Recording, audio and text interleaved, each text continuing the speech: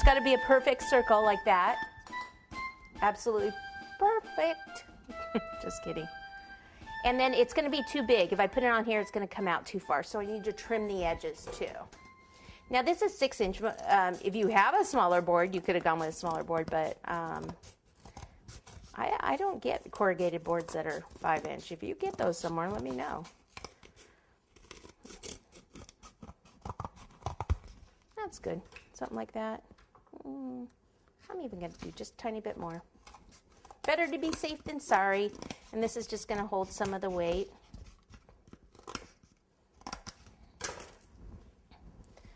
It's cardboard flying everywhere. All right, and then I need to put some supports in it. So I'm just going to take these little dowels here.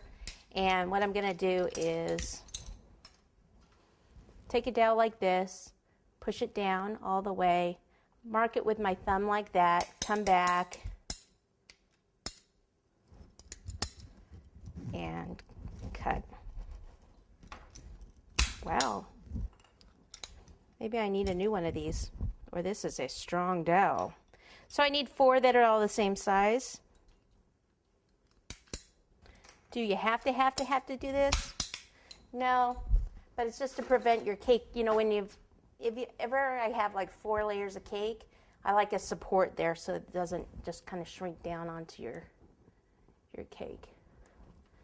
And we can have, I could have put some icing in here first or do it after.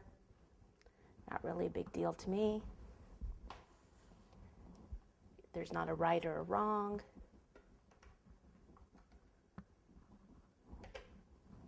He's going to be taller than me. There we go. So see, now when I put that next cake, it's going to support it there. So what I need to do is take this next one and I'll put it this way. So I need a little buttercream, and I'm going to have to be doing some little cutouts here on this one to get the shoulders and stuff on.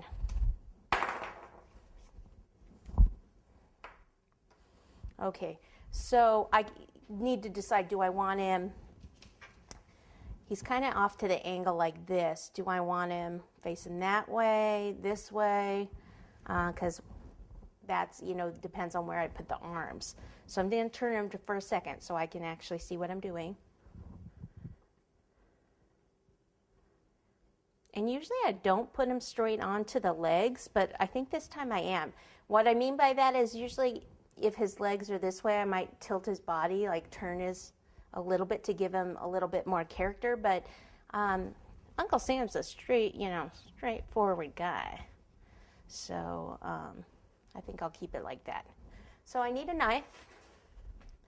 And what I have to do here is just cut out a little bit here.